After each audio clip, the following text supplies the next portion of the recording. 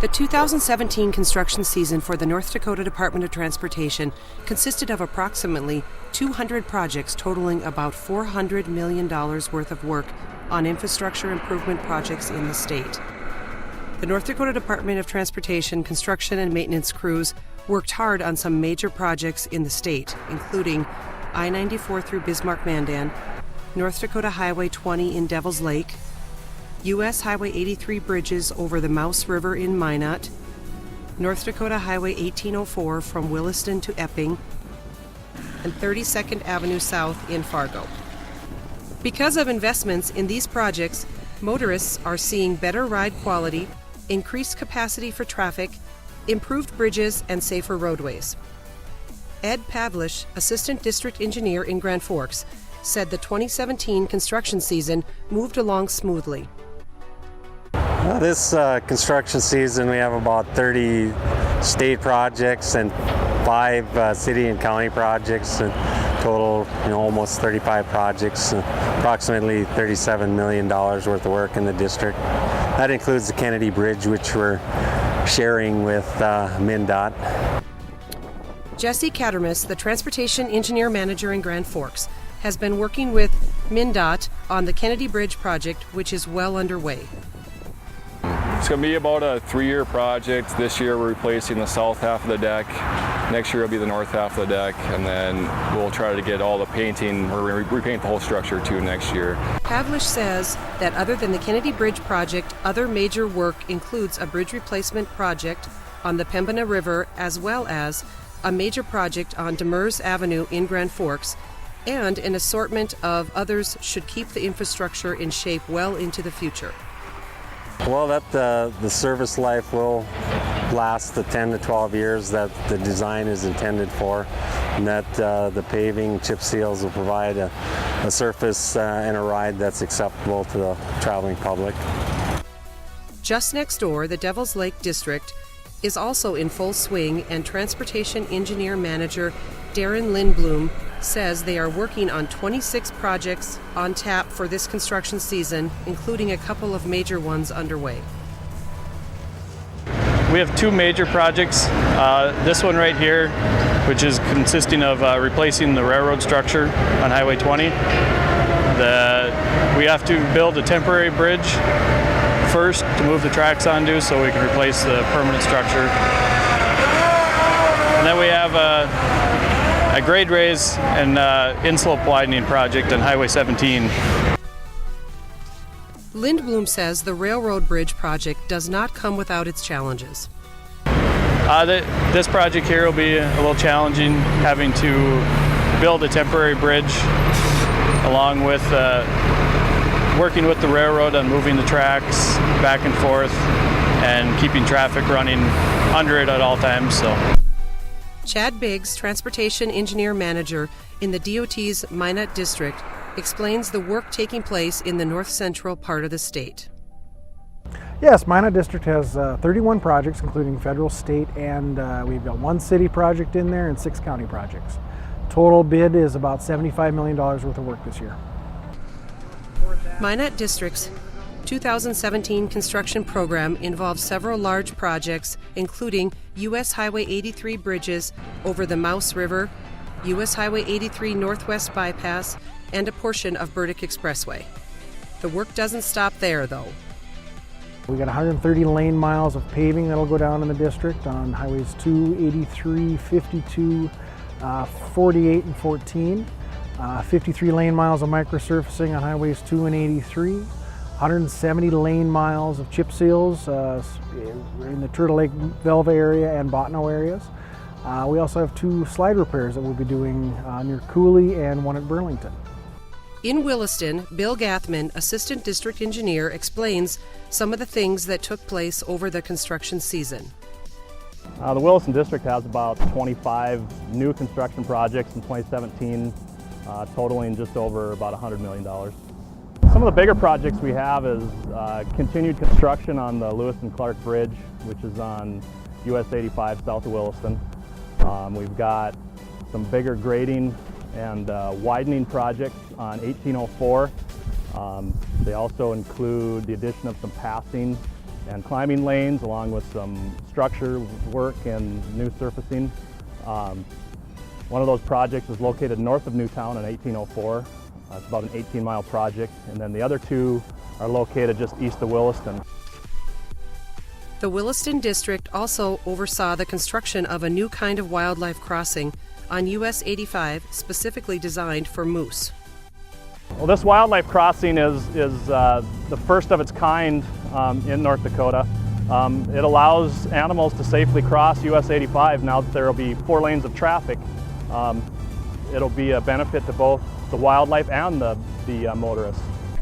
In the Valley City District, crews worked on several large projects, including work on I-94 east of Valley City and bridge replacement on I-94 near Jamestown that affected traffic for the duration of the construction season. Well, like the one we're on here is the concrete overlay just east of Valley City, where we milled out 7 inches of asphalt and we're putting back in 7.5 inches of concrete. We're replacing a structure in Jamestown. We had a sliver widening north of Jamestown, had several chip seals, microsurfacings, slurry seals, did a slide repair at Little Yellowstone.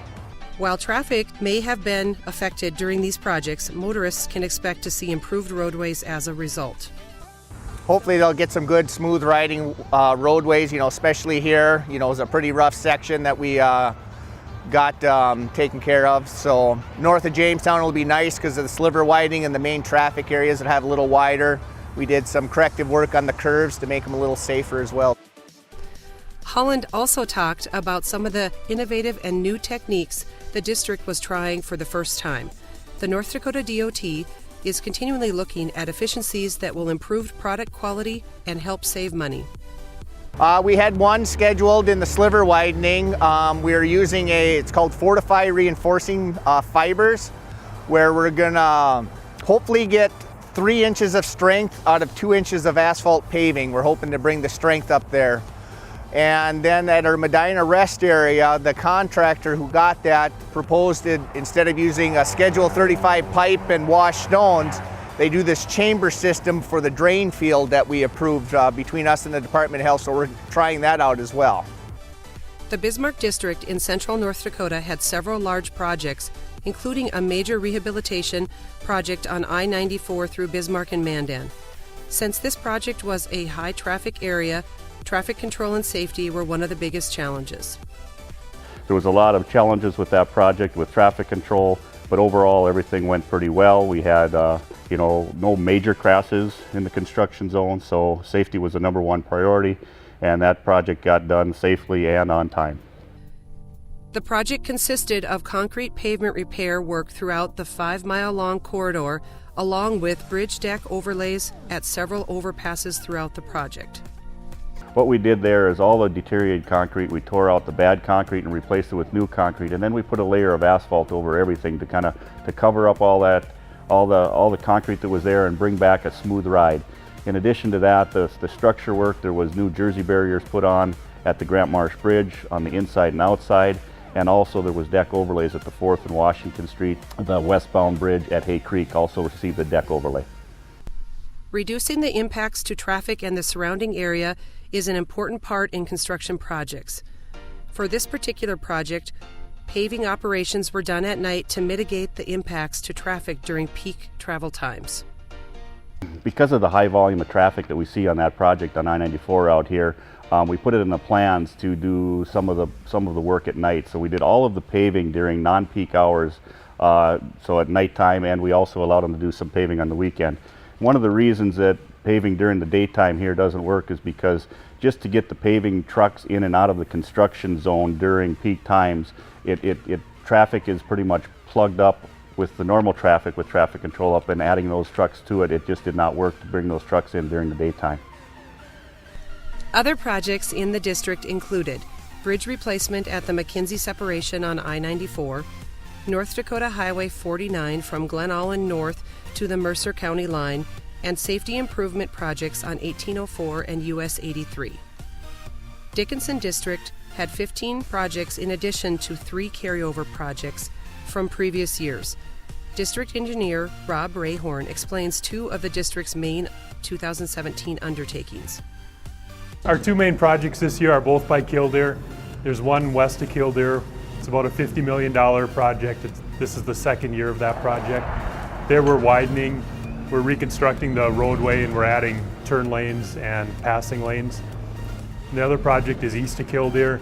There we're also widening. We're reconstructing the roadbed with cement treated base, and we're replacing a bridge with a large box culvert.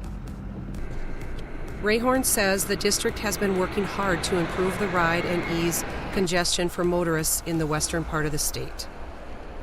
The projects in the Killdeer area will provide benefits for it'll ease congestion, and they'll add shoulders where we didn't have shoulders before.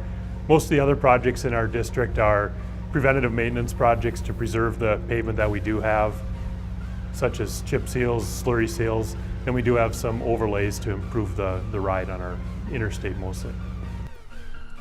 The Fargo district had around 20 projects for the 2017 season. Kevin Gorder, Assistant District Engineer, said the district's largest project was the 32nd Avenue project. Other projects included their new stone matrix process on an interstate reconstruction project on I-29 near the South Dakota border, preventative maintenance projects, and even prepping for some of next year's endeavors. Obviously 32nd Avenue here is a big impact to our urban area, but out in our rural areas we've got 4 or 5 chip seals, depending on how many we can get done, and a couple overlays and some stuff on I-29 south of Fargo, a little bit of bridge work. So these shorter duration projects are going to pop up, and they'll be up for anywhere from a week to a couple months. So just kind of be ready for that, and we'll do our best to get in and get our work done and get out of there. Among other things, one of the challenges facing the Fargo area is always the traffic. Well, I think for 32nd Avenue here, it's been a congestion point in the south side of town as Fargo continues to grow further and further south. There's going to be a lot of traffic here. Some added businesses up and down the corridor. The area between here and 52nd Avenue is starting to fill in a little bit, so more traffic coming, and just hopefully we can kind of stay just a little bit ahead of that traffic and keep traffic moving, not only at rush hour but during the rest of the day and weekends as well. That's the 32nd Avenue project. It's just the sheer volume of traffic that we're dealing with. Well over 35,000 vehicles here on the crossroad, and probably about that on the interstate. So it's a very busy interchange here in Fargo. While the 2017 construction season was successful, it wasn't without its challenges. One of the biggest challenges experienced among construction workers throughout the state was work zone crashes. I'd like motorists to know just to, again, be aware of what's happening on the projects. Don't get distracted when driving through. And ultimately, when these projects are completed, it will help us accomplish our mission of safely moving people and goods. Minot District Transportation Engineer Chad Biggs recalls instances in which motorists were not paying attention while driving through work zones. One of the big ones is work zone crashes. Motorists are really interested in the projects that are going on, but they're not always paying attention to what's in front of them, resulting in rear end crashes. The biggest thing is please keep your eyes on the road and the traffic around you. Do not text and drive. Eliminate those rear end crashes, because they are the most common that we see in our work zones. Kevin Gorder reminds motorists to be patient while traveling through work zones. Slowing down and paying attention will get you through the work site safely.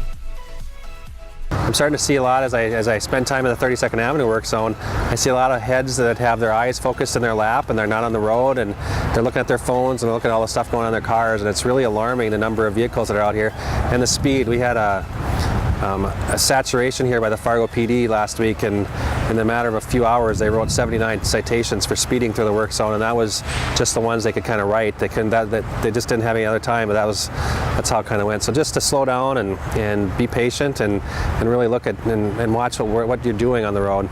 It takes everybody to have a safe project, including the traveling public, so just be safe when you're driving through our traffic zones. Safety is the responsibility of every person on the road. No two work zones are alike, and they can change frequently. This year, most of our projects have traffic control that changes daily, whether they're dirt jobs or a seal coat or paving job, whatever it is, the contractors are changing their operation every day. So I think motorists should be aware of the changing conditions. Even if they've been through a job that morning, it could be different that afternoon. Thanks to all the maintenance and construction crews, along with the motorists, for making 2017 another successful construction season in North Dakota.